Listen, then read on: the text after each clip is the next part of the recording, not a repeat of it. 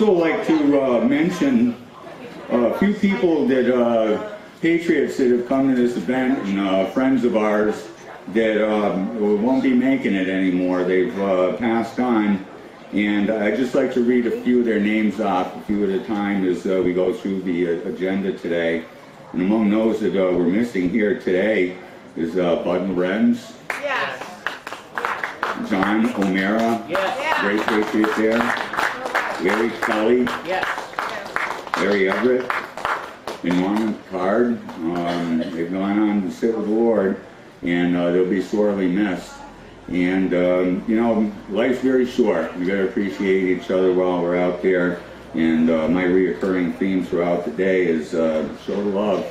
Let what we do be done with love in our hearts instead of hate and anger. But I'll tell you right now, and as sure as I am standing here, whichever one of those two things you focus on, you will get more of. If you have anger and hate in your heart, that is the product. That is what you will reap what you sow. So it's okay to be upset and to be emotional, but when you act and when you interact with your fellow brothers and sisters, put love in your heart, and we'll get where we need to be. All right. Our next speaker, not only a speaker, he is part of the team here. Our local talent, I not only asked them to be on the agenda, but I put their butts to work too. And Kirk Whatley, Chris Pino, all you guys have been a great asset. Our next speaker, Kirk Whatley of Whatley Training LLC, another veteran of the Second Amendment rally. He comes up here every year to talk to us. And we're going to hear a little bit more from him as well. And, you know, yeah, again, I want to, that little outburst of mine earlier with some of the press that are present, I want to thank them again for being good sports about that, because this is about putting out a message and making sure that message is accurate. And although it is a Second Amendment celebration today, make no mistake about it, and I'm sure you all feel the way I do, is that the First Amendment is equally as important. It's something we got to recognize as being there as a tool for us, and an intellectual one, and we should exercise it. And I want to really thank them for being good sports and coming up here and dealing with my rant. Our next speaker, very exciting guy. He's always got a tiny but exciting piece of his mind to share with everyone, and this year is no different. And I'd like you all to give a hand to Mr. Kirk Whatley.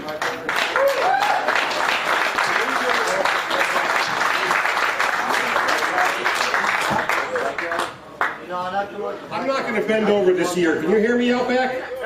All right, fantastic. I'm tired of slouching over like that. All right, there's going to be a raffle coming up, second half of the event. In the raffle, so that you know, I have donated 2 NRA basic pistol classes, each valued at $1.50 each. We go through about 500 rounds of ammo in the class, and I'm about to be Utah Concealed Carry certified. I have donated 2 classes, or 2 individuals, or 2 certificates to take the classes for that as well. So when you go to the raffles, keep an eye out for that, please. Speaking of giving things away, I got a question for you, and I got a prize for the person that answers it. What was the first gun control law that the new United States Congress, back when it was first became a government, what was the first gun control law that was passed? Nobody knows. I want to give it away to somebody. Yes, sir. What was it? The Indians.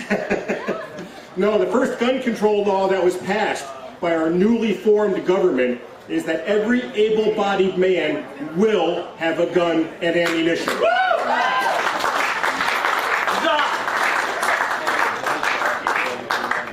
Then the Democrats came into power. We had the War of Northern Aggression, as my grandmother from Vicksburg likes to call it, the Civil War. Then we had gun control laws passed after that. What was the purpose of those gun control laws? Disarm newly freed blacks. Bingo, right there. After the Civil War, gun control acts were racist and largely continue to be so.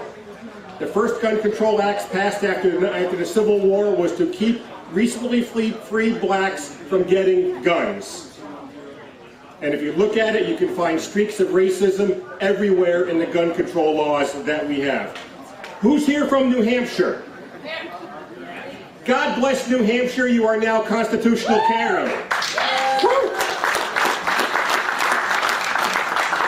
Anybody here from Maine? Well, Maine has joined New Hampshire. Maine is now constitutional carry.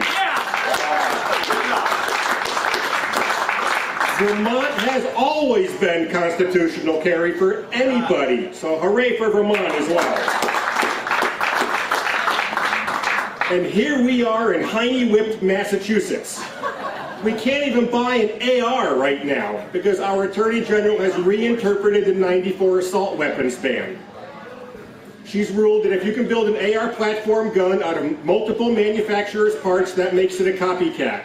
Well, those that know the AR, that's the beauty of the AR. You can use half a dozen different manufacturers and make one firearm. So while we may think that she's stupid and crazy, in a way, unfortunately, she's rather sly. So we do need to vote her out. But that's really not what I'm here to talk about. I kind of just wanted to get those facts out there to begin with. I want to talk about Massachusetts and the laws that we have in Massachusetts. Massachusetts technically is an open carry state because it says that you're not disallowing you from open carrying. It doesn't specifically say you can open carry, but it doesn't say that you can't either. We are a patchwork of laws across this state, which is unreal. Depending on where you are, I live in Hadley, and if my cops in Hadley see me open carrying, they're going to ask us, Kirk, don't worry about it. If I open carry in Springfield or Cambridge, I could very likely lose my permit for disturbing the peace. It's absolutely insane. If you live in Springfield, you've got to be politically connected, from what I understand, to be able to get your concealed carry permit. I've taught lots of people from Springfield. They've got their NRA certificate, they've got their Massachusetts State Police certificate, they go and apply, and they get a hunting and target practice license. They approach their chief of police and say, what happened? They say, well, we don't give concealed carry permits. Per capita, Springfield is one of the 10 most dangerous cities in America. And the chief of police willingly keeps its citizens disarmed. There's something wrong with that. And there's something wrong with the fact that if you live in Chicopee, the next town north, or West Springfield, right across the river, you can get a permit. That's absolutely nuts. I understand the spirit of it because the local police should know who the local characters are, but it creates a nightmare for those people that want to carry concealed. And this is where I'm going to get into, is protecting yourself. We've all seen the recent events, the shooting at the baseball field during practice. We've got people that use vehicles. We were here as a security team plotting against vehicle-borne attacks. How can we stop vehicle-borne attacks?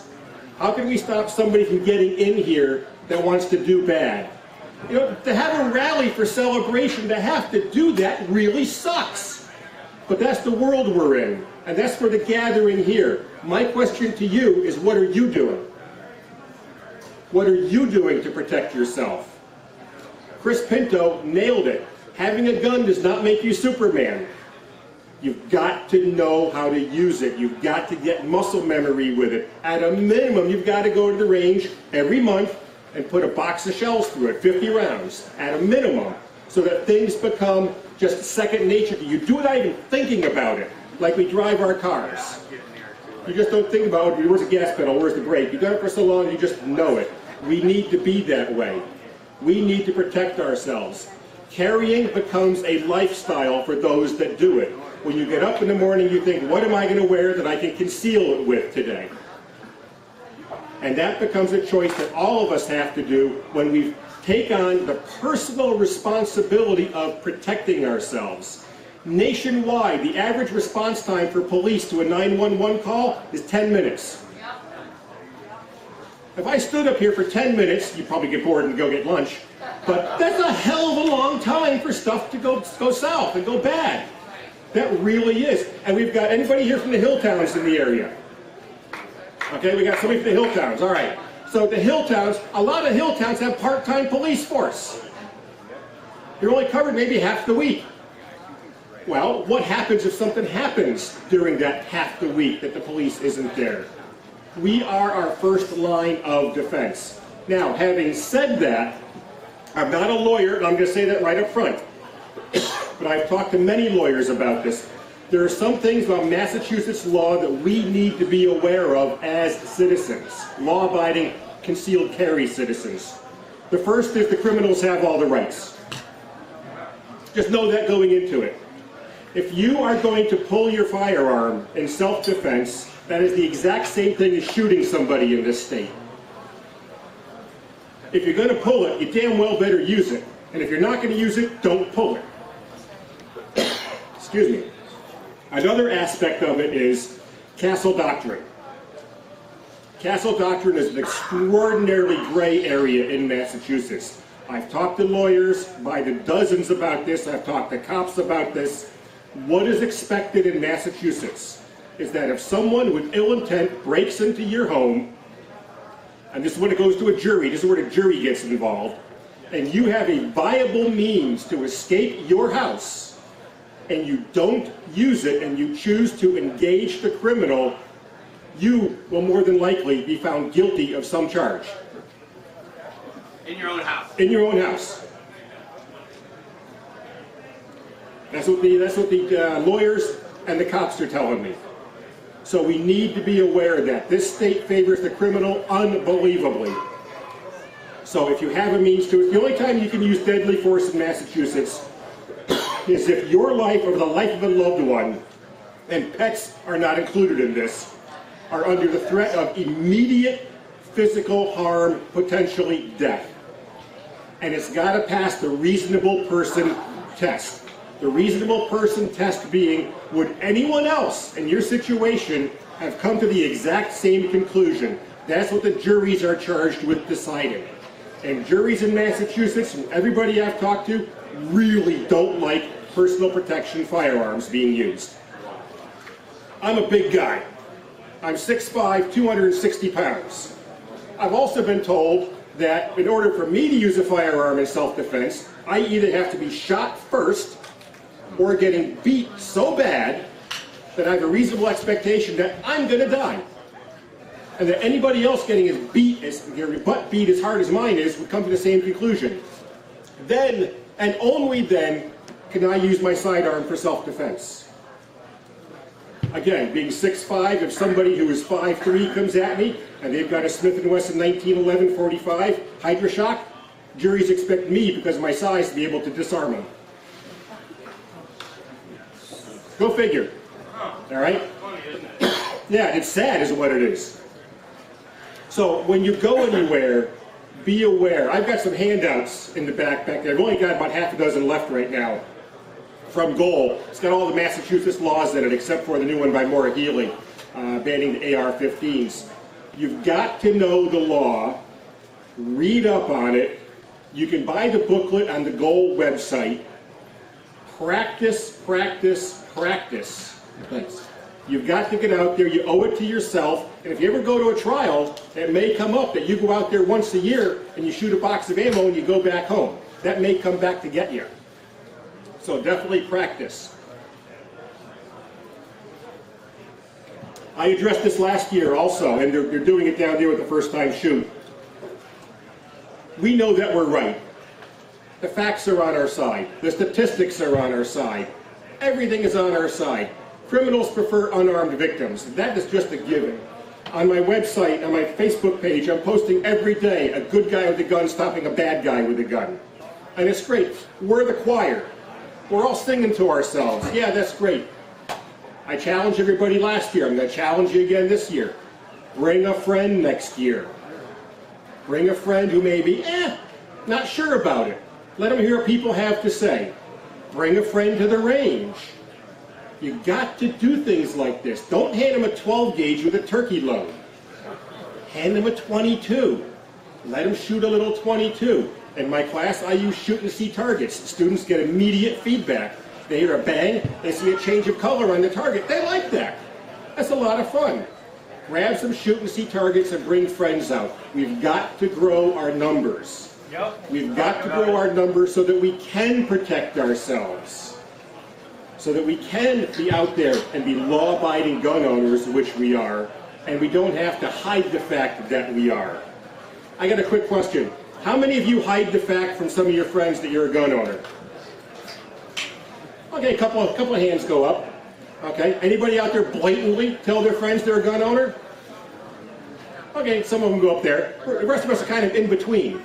We've all got friends that knew that if we were a gun owner, they probably wouldn't want to be friends with us anymore, which may not be a bad thing. You know, I don't get invited to parties because I always carry. That's fine by me. You know, like something bad happened there, no one's there to protect them. And it's the safest party when someone's there. Yes, don't drink, just have fun. Anyway, my point is become familiar with the Massachusetts laws. They're an absolute mess, but know your rights. The last thing that we want to do is do what we think is exercising our rights and have us get turned into the bad guy and makes all of us look bad. Because when I go out there, I represent you and millions of law-abiding gun owners, and each one of you represent everybody here and me and millions of other law-abiding gun owners. We're good people. We follow the law. We're lawful. We need to grow our numbers, and we need to get people involved to grow these numbers and to see this also. So with that, I'm not going to take a lot of time. I'm going to turn it back over to Dave. Please, at the raffles, take a look at the classes that I'm donating there as well. And if anybody wants, I've got the handouts for the mass laws in the back as well. So we can talk about that as well. But thank you for coming out. Bring a friend next year. Absolutely, okay? Get someone to the ring.